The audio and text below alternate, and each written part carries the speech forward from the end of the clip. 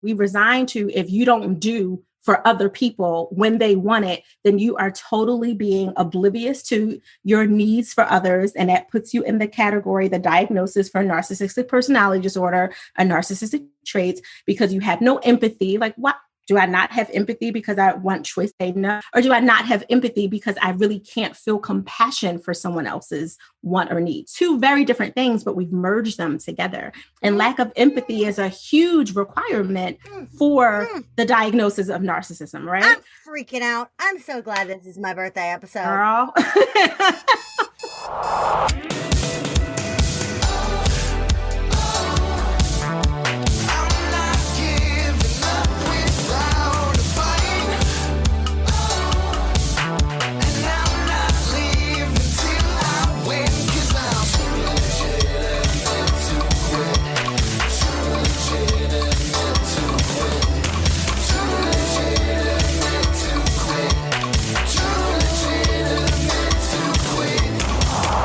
Welcome to Too Legitimate to Quit, instantly actionable small business strategies with a pop culture spin. I am your host, Annie P. Ruggles, and my guest today is the magnetic Naketa Ren Thigpen. Naketa helps exhausted power couples and married women entrepreneurs reconnect with their forever love and amplify their intimacy when they find themselves sacrificing their relationships because they're so consumed with the wild success they've been experiencing in business. Naketa's become known as the #1 balance and relationship advisor in the world. As an international best-selling author of the book Selfish, keynote speaker, podcast host, and CEO, Naketa's equipped countless high-profile women and a few brave men with tools to recalibrate their power dynamics, redefine their romance, and close the love gap to achieve whole success. Naketa, I'm so happy that for my birthday episode, well, my birthday was yesterday when this is coming out, but still, for my birthday episode, I am so thrilled that you are here to talk to us all about relationships and power and all kinds of good gooey stuff. My question for you is, what do small business owners need to focus on this week? That is a fantastic question, and happy birthday! Woo-hoo! Thank you.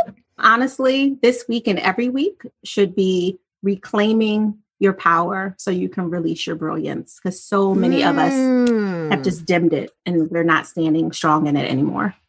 Reclaim power to release brilliance.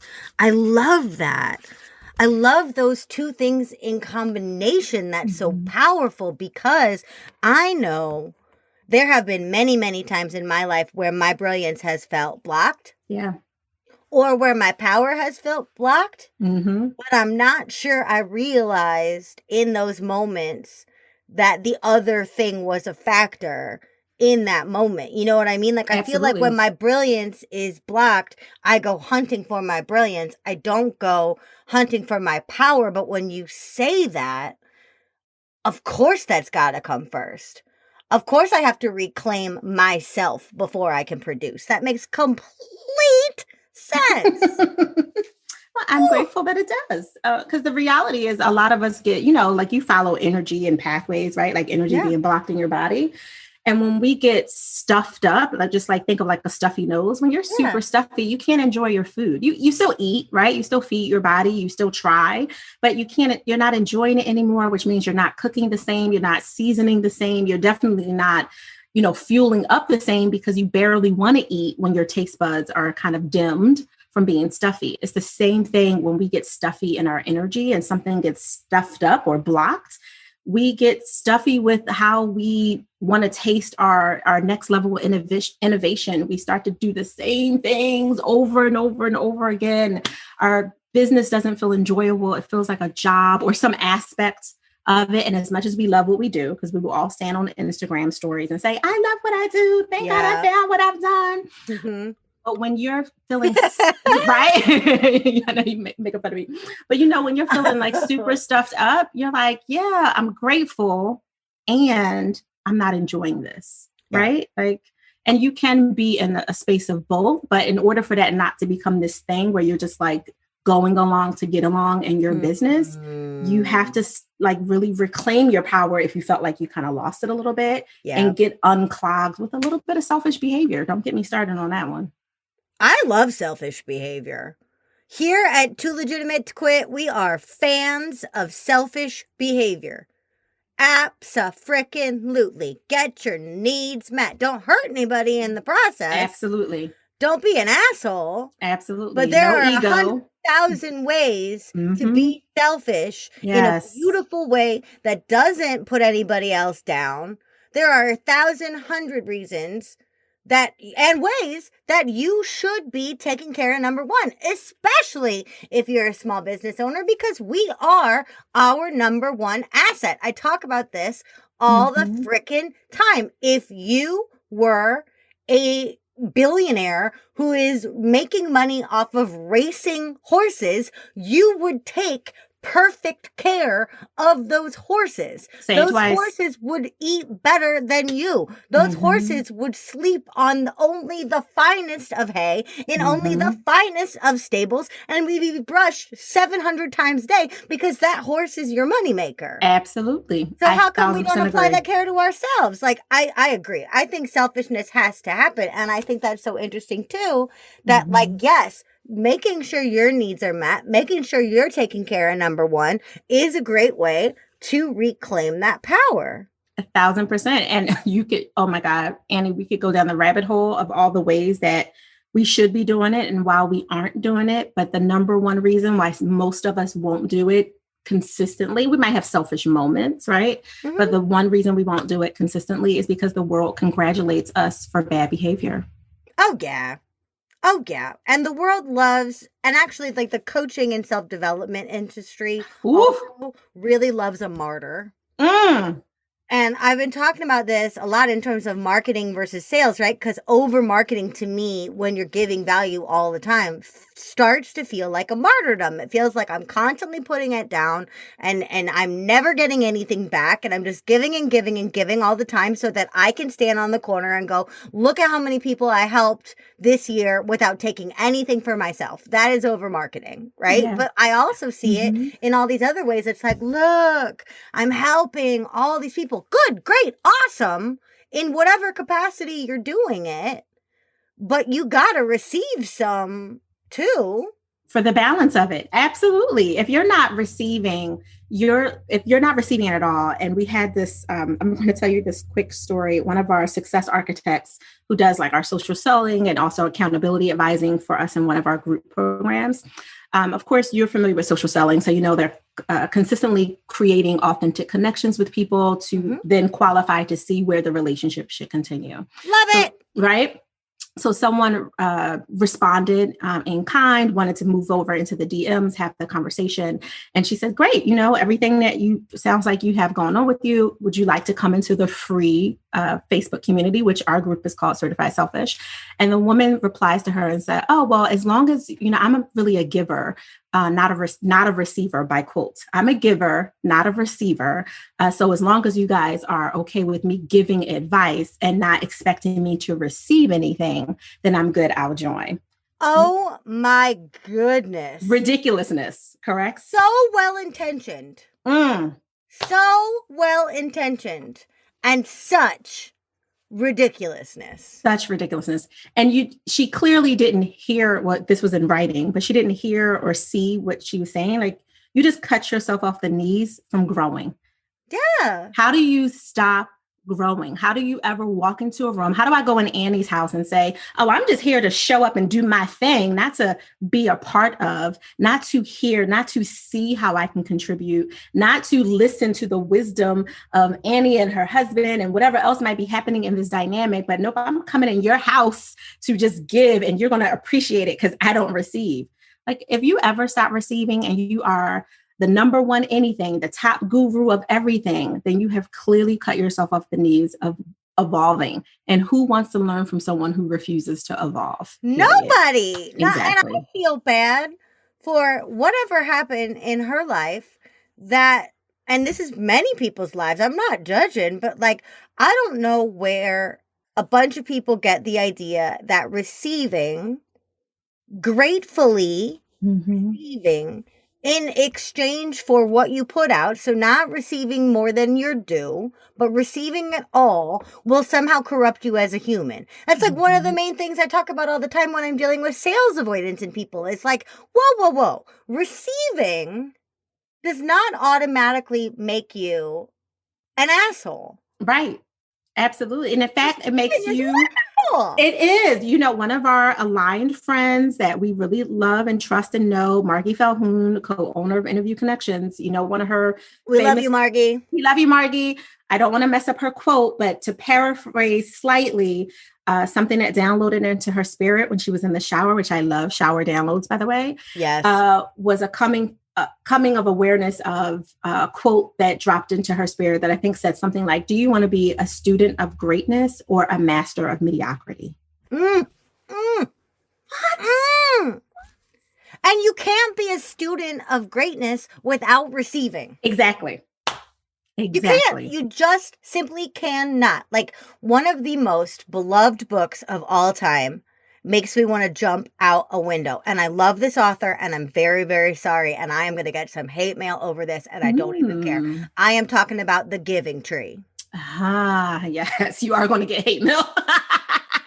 I dated someone with a full sleeve Giving Tree tattoo. And what that said to me, other than hot, what that actually said to me was, this person has no boundaries. Yeah. Because The Giving Tree, at its core, is a masochistic book about not having boundaries. Yes, it is. I agree. Because you don't want to say no to someone like that tree gets decimated and turned into a stump. So a kid can take a girl out on a boat one time. Really? Which is not okay. No, it is not. Like, if you want to carve your name in the tree, then that is between you and the tree. I'm not here to judge that. Some people like pain. I don't know. But, like, if you are continually taking and taking and taking and taking and taking, that tree needs to learn how to receive. But it's too late for the Giving Tree because it's a giving stump now. Yeah, it gave until it was exhausted, which is literally like a visual. What is that considered metaphorical? A metaphorical visual of what happens when you're not selfish, right? When you've resigned yourself to fall into the misnomers of what selfish means when you look into Webster Dictionary. And obviously there are some portions of it that are correct. Like, you don't want to be egotistical and be completely oblivious to other people's needs, obviously. But when you really look at what not being selfish does for you, when you're not choosing you to fill up, when you're not focused on making sure that you're not completely exhausted before you go into the world of your relationship, of your business, of your marketing, of your content development day, of your interview schedule, whatever it is that you have doing it, if you go in completely exhausted, you are killing yourself slowly to the point that the next break you have is when you are metaphorically being chopped up, and laid to rest, usually by the look of sick days, right? Some people go into their body literally is like, that's enough. And they're 2 seconds from needing an IV in their arm. And then the world says, oh, baby, you burns out. It's okay. Take a couple of days. And then you'll get right back in it. Meanwhile, you're hanging on by a thread emotionally, trying to figure out, what are you doing? What does your life really mean? Who really loves you? Who are your friends? Like, you're analyzing your whole world, all because you were simply empty and you refused to slow down and receive some fuel. Girl, don't get me started. I mean, seriously, that just kicked me square in the solar plexus, because recently I have started to feel the precursors of burnout. Yeah. Not quite burnout. Yeah. But like the writing's on the wall. And also pay attention. Different, because at point of recording, we're recording this on early March something. And I have been locked down for almost a year. Yeah. Like 358 days or something like that. And so my needs have changed. My circumstances have definitely changed. But what you said just totally kicked me, because I'm like, I could use a couple of days, right? That exact phrase, the couple of days. But when I was looking at places to go, I was making sure that they had Wi-Fi so that I could work on my days off without even noticing it. I didn't even notice I was looking for Wi-Fi until you said it. And I was not looking at Wi-Fi for Netflix. I was looking at Wi-Fi so I could make sure I was accountable to my email. That is messed up. And I didn't even notice that in myself. Mm-hmm. We normally don't until either someone shames us into it, or we have an awareness when we're actually willing to receive and be open. Like you came into this conversation open-minded of like, we're going to see where it goes. We're going to shake it out. Right. So you came in open-minded, and that is what allowed you to see it versus being shamed into it. So I think one thing that a lot of small business owners are really wary of, especially if you've been traumatized by this in the past, which I know a lot of healers and stuff that I work with are directly working to undo trauma that they have experienced. Mm-hmm. Why do you think we tend to confuse selfish behavior with narcissism? Some of that goes back into the original definition, right? So the definition of selfish in and of itself was created in the 1600s. And when you go all the way back to the 1600s, for those of you who are listening and you think about what our world looked like, it was very white male dominated in a much more significant way than it is now. And it was religiously dominated, right? That women had zero voice, and the voice that you did have was permitted to you when you were given permission, not just by your husband, but by the religious leaders of the time, right? So there's a Pentecostal, the history kind of vacillates whether it was Pentecostal or Catholic bishop, but a bishop, so someone of high state religiously, a high white collar, as we would say. Mm-hmm. That person was taking prayer request and, pray over me, give me permission to breathe, give me permission to have an opinion, all of that, because that's what we had to do back in the day as women. And in some religions still, unfortunately, my opinion, unfortunately, they were going to him saying, listen, I don't like having to have sex with my husband whenever he asks. I want to have choice. I'm fine with having sex. I don't want to do it whenever. I want to have some ability to consent. And the term back then, which was given, was you denying your husband any of his husbandly duties makes you selfish. Do not be selfish. And if you are of higher white collar, you say something and it goes into the lexicon, right? It's law. It's law. It's officially law. Especially in the feudal system of the 1600s. Exactly. You do what you're told or you get burned as a witch, boo. Periods. Those are your options. Exactly. As the kids would say, periods. With a T at the end. With a T, exactly. And that word is what we still resign to. We resign to, if you don't do for other people when they want it, then you are totally being oblivious to your needs for others. And that puts you in the category, the diagnosis for narcissistic personality disorder, a narcissistic traits, because you have no empathy. Like, what? Do I not have empathy because I want choice? No. Or do I not have empathy because I really can't feel compassion for someone else's want or need? Two very different things, but we've merged them together. And lack of empathy is a huge requirement for the diagnosis of narcissism, right? I'm freaking out. I'm so glad this is my birthday episode. Girl.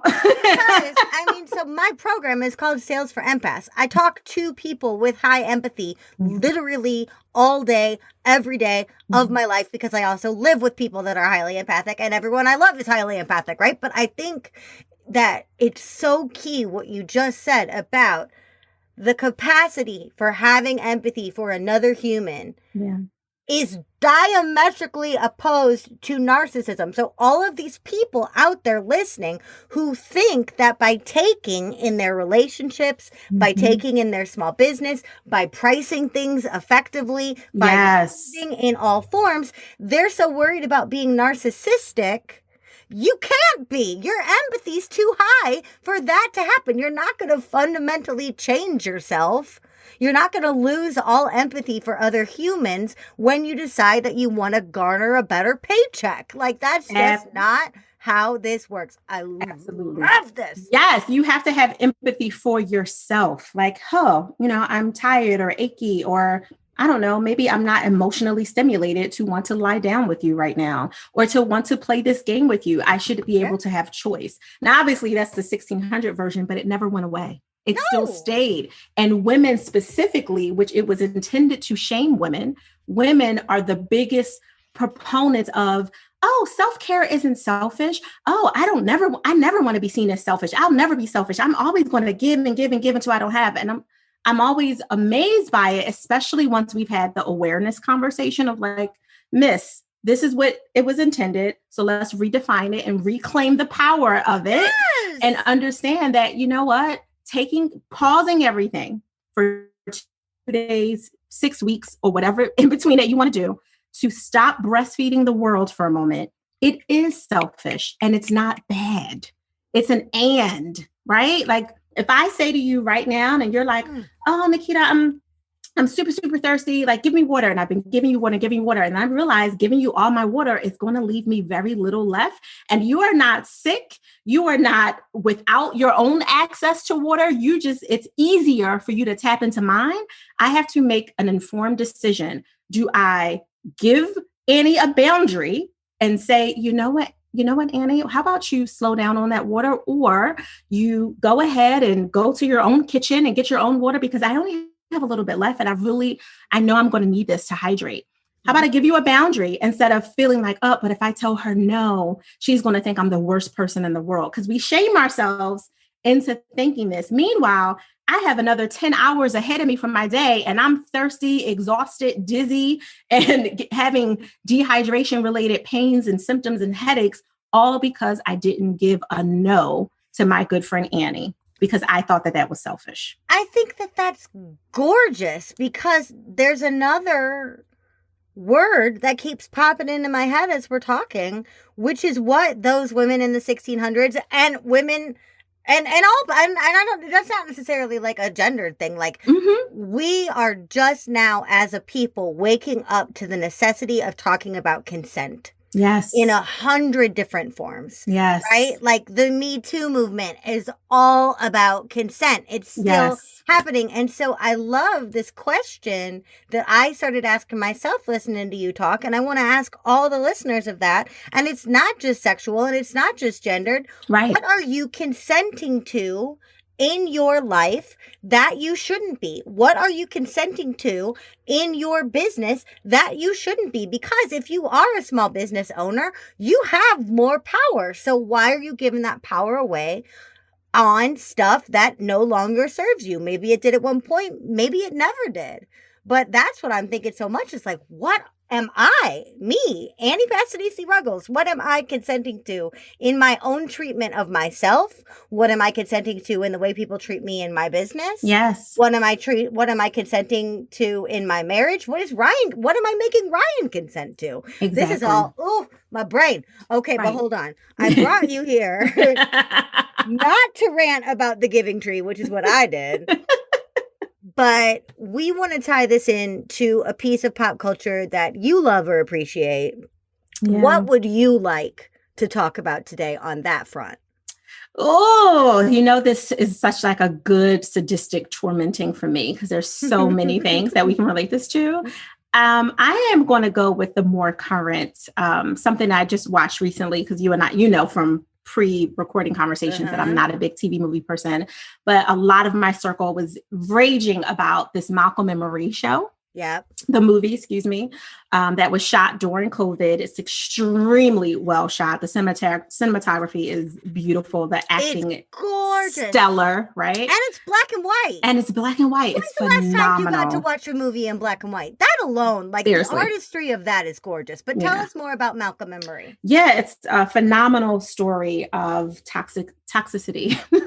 Not just in their own dynamic, like the whole story is shot around their relationship, right? It's literally shot in one house. They're coming back from Malcolm's movie premiere of his first film, or to our knowledge, his first film. He's super excited. He got really great in the room reviews of his film. He's really excited. He comes back to the house. He wants to dance. He wants to celebrate. The music is amazing. Of course, the music is sending all kinds of signals of emotions, right? Oh my God. Feeling. I don't want to give anything away, but there is an amazing component to this film that I'm bringing into my own marriage called fighting via Motown. Yeah. It was so good. Like, bring out some James Brown in the middle of a fight and come back with the Shirelles. Yes, like, I am in. They did a fantastic job, like on so many levels. And with all of these, subliminal context and messages and passive aggressive body language and all the things that are happening, a lot of what was coming up underneath of their kind of fluctuating argument, because they would go in and out of arguing and trying to come down and have quiet moments and passion moments and in and out of argument. Underneath it all is the woman who plays Marie. Her real name is Zendaya. She wasn't selfish in her life. She gave to him to the point of resentment. Yeah. Right? Because that's what a lot of us do. And you could be the male or the female in the relationship. It doesn't matter, or two females or two males, whatever. But someone usually bends so much because they want to save from arguing. They want to stay away from the conflict. So they relinquish, and that person keeps relinquishing. It doesn't mean that you shouldn't pick your battles and have your moments when you understand when it is and isn't worth having the debate. But apparently she did this the entire relationship, to the point that he took for granted enough that he could have created a film basically based on her life and her struggles with drug addiction and promiscuity and all the, mental health challenges that she was experiencing through her addiction process in the earlier years of the relationship. He created this phenomenal movie about it, and then got on stage and thanked everyone down to the assistant's assistant, and did not thank her. Yeah, she said he thanks his third grade teacher. Exactly. And like that right there, that's the premise of the movie. Every single person out there has loved someone creative. Every single person out there has craved, bent over backwards for recognition or thanks. That is the line that you need to know of the movie. And it happens in the first 1 minute. They come home from this premiere about this movie that he made, about the most painful parts of her life. Yes. He thanked his third grade teacher. He thanked a different one of his ex-girlfriends. He did not thank his partner. And everyone out there listening right now just went, right? We all did. And later, and this one is more of a spoiler, so I'll keep the beginning to myself. But what you were just talking to, there's this amazing line that Zendaya says, where she says, it makes me regret sharing so much of myself with you. Yes. When you're cruel to me with my details. Right. Yes. And one of the things I talk about all the time in small business is how we talk about pain points and how we address them, because we have to address them. We can't ignore the pain. Otherwise, we're not solving any problems. We're being Pollyannas. Right. But we have to be so careful and precious with the details of each other's pain and experience, because if you do just hurl it out in an argument, if you're a couple, or on a sales page, if you're a marketer, if you do just hurl these details around, people will regret the level of intimacy that they have shared with you. And that is why that knockdown, drag down, pickup artist version of selling still exists, because it's like, I'm going to make you feel like shit so that you remember that you need me. And that is what Malcolm and Marie was for me the whole time, was watching two people try to win while staking their claim of their parts of each other, but trying to maintain autonomy the whole time. And it's like, I can see how not only is that so important for creative people to understand that boundary, so us to get where we get our inspiration or our artistry from, but also what if we are Malcolm and Marie is our business, or vice versa, right? Like, how are we working in relationship with our business? Because it can go just as toxic as a toxic partnership. Absolutely. And you are you're either married to your business, or your business is your child's. You can't have it both ways though, right? And so this is what I think, deepening a little bit to go along, like kind of piggybacking where you're going with it. There's the people who look at their business as a baby. Well, you don't treat your baby. I don't even care when they're grown, when they're adults now, when you can have like adult level verbose conversations, you're still never going to give your baby the same energy you would give your lover. So you can't have it both ways, and you have to be clear about that authenticity. So to back it up a little bit, for Malcolm and Marie, a lot of their push and pull in the context of their conversation, and one of the scenes before it got really grimy, like right when it was leading up to it, Malcolm is leaning over the bathtub trying to basically say before, and again, this is before it gets grimy, so I won't give spoilers to that. Like, I'm just trying to love you. I just want to love you. And the fact that you need me to need you is the problem. And I'm paraphrasing, but that's one of the challenges. Like, for your lover, for your actual physical lover in your real life, you don't want to need your lover. You want to want them. That's when relationships go awry, when you start looking at, like, I need you to complete me. I need you to do that. And the same with our businesses. If we look at our businesses in the stage that they are now, which they should evolve, just like your relationship would evolve, just like your baby would grow up, you want your relationship to grow. But if you start being codependent on that business baby, the same way you could be codependent in a relationship as a parent or as a lover, it grows organically into toxicity because the business is trying to evolve. Your clients are trying to tell you they need something different. They want something more. They want something else. They're letting you know that they're ready to blossom and they still want your guidance. And you're still trying to hold on to what first made you your first dollar, or when you first got recognition, or your first award, or worse, you're holding on to the idea of what you said you would do when you first wrote your 68-page business plan or whatever. Right. Meanwhile, you're not even passionate about that anymore. So you have to make a choice. Listen, right? Because we do. You're so right. I love that word. I love that word blossom. And I think one word that I've used so much more in the last 365 days of COVID than I've ever used before is the word precious. And we do have a tendency to get so precious with those first blossoms. Yes. The first blossom, whether it's that 68-page business plan or our first success, our first testimonial. No, I have to stay true to this very first blossom instead of allowing that evolution.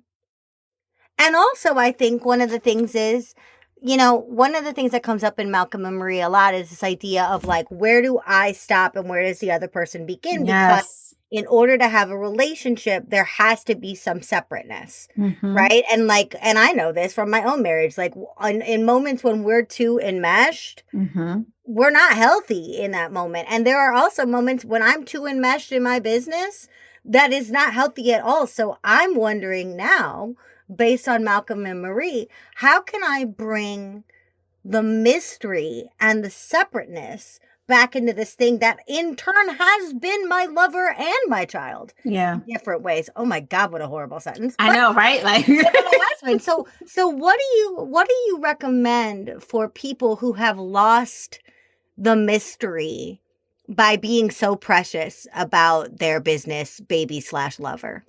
Yeah, that would be coming back to your first question at the beginning of this conversation about what do they need to concentrate on this week, which is reclaiming your power.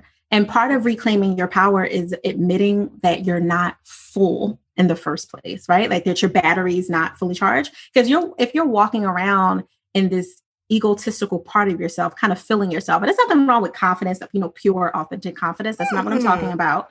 No, but we're team confidence. Like team confidence all day. But if you are going off of the fumes of an illusion of confidence that you don't feel, if you're living an Instagram version of your life versus the behind the scenes, right? And we know the difference. The Instagram version, you want to make sure your background is right, and am I posing correctly? Is the light hitting this? I don't want to get the dirty laundry in the corner, so that everything's overly curated in that moment, versus being like, you know what, that has its place, but that's not all the time. Yeah. Because some of my process is being messy. Some of my process is standing back and saying, you know what?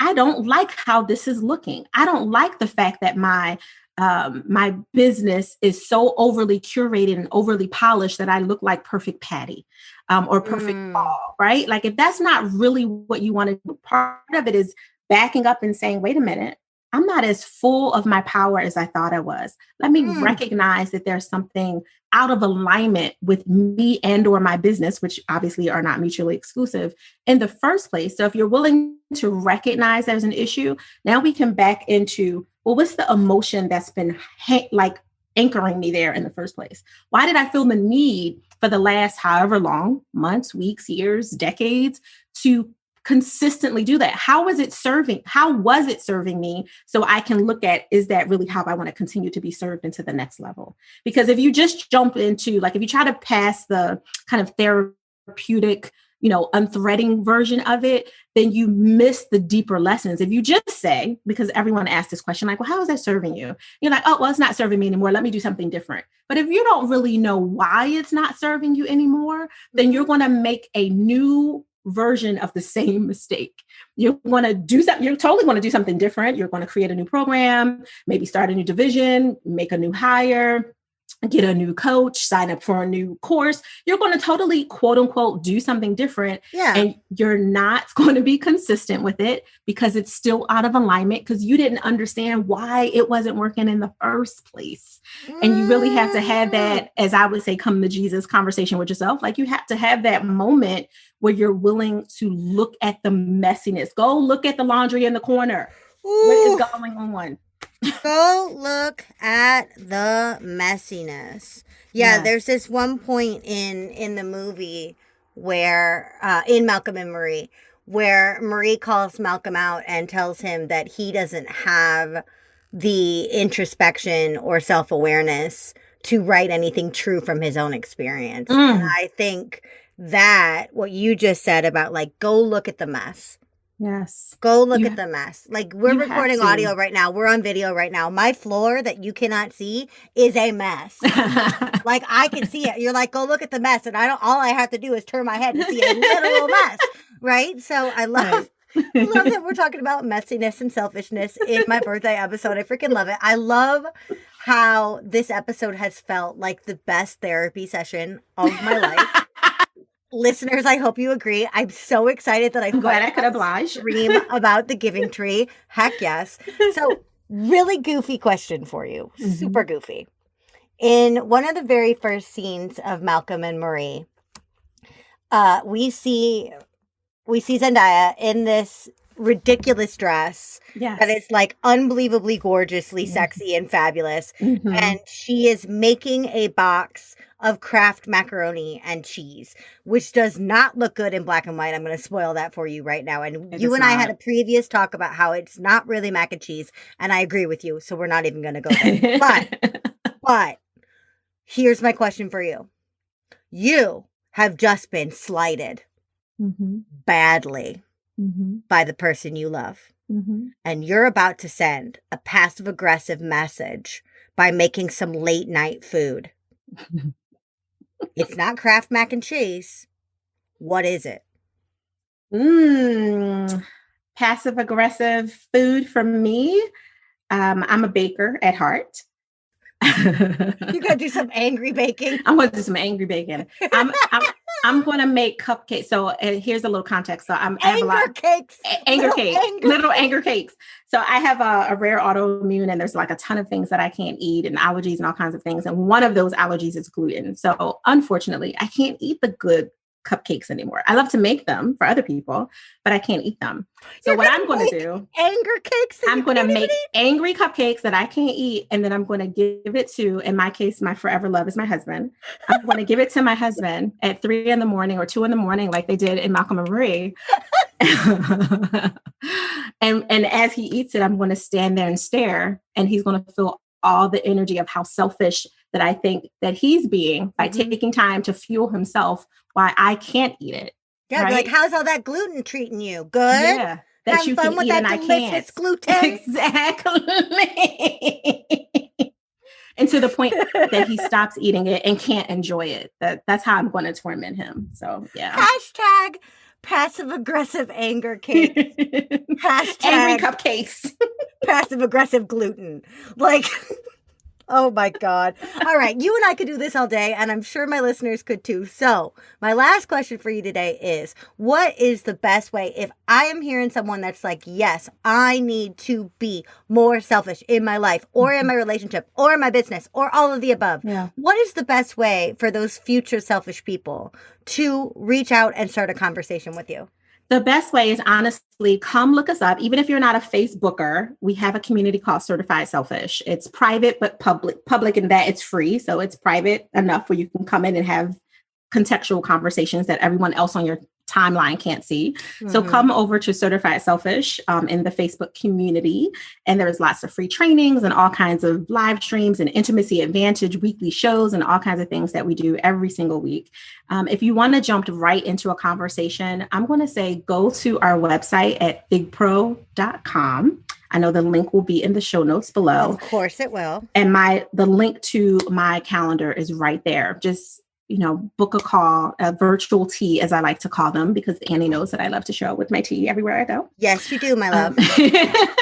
And let's have a conversation around how I could support you, or if necessary, refer you to someone that it makes sense for you to be supported by.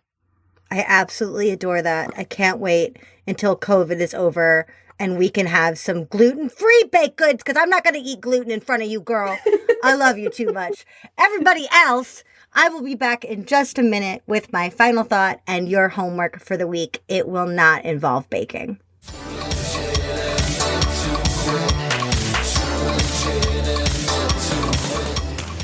Well, hey there, listeners. Months after originally recording this episode, I am still fixated on that idea of consent. Now, I get it. It is never, ever easy to turn down good money, especially if it's in your zone of genius. And it is always hard for heart-centered businesses to turn people away. But are your clients treating you how you deserve to be treated?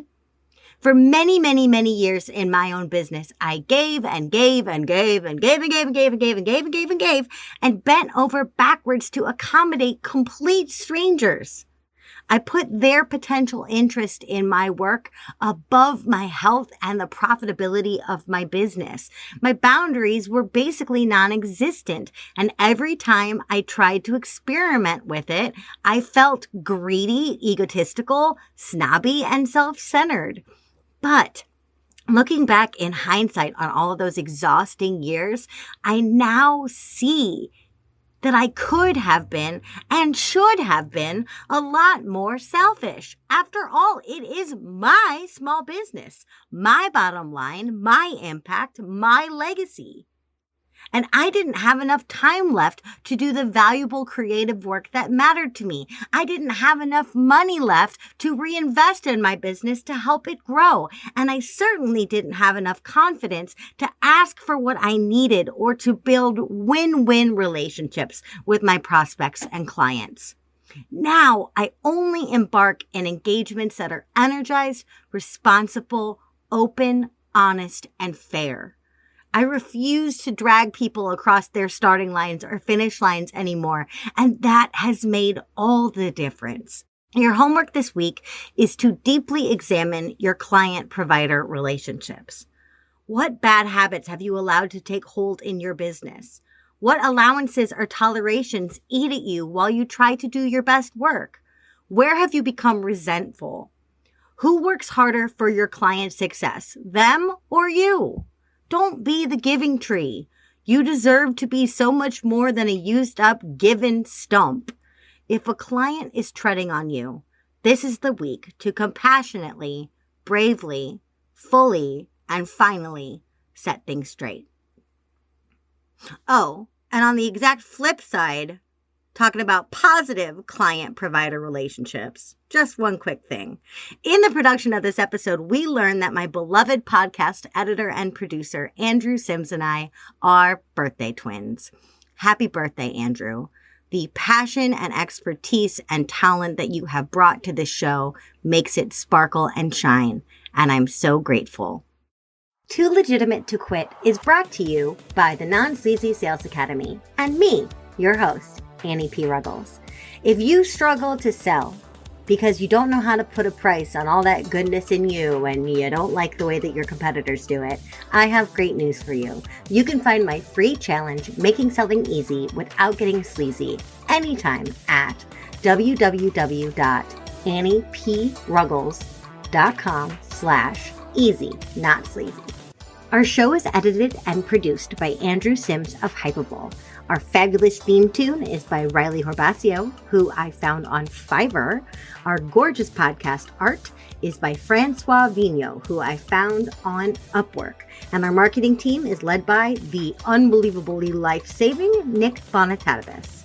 Don't forget to check today's show notes for more information about our fabulous guests, plus some continuing resources and some Etsy finds from other super fans of today's topic. All pop culture elements mentioned in this episode remain the sole intellectual property of their respective owners. I do not own them, so please don't sue me.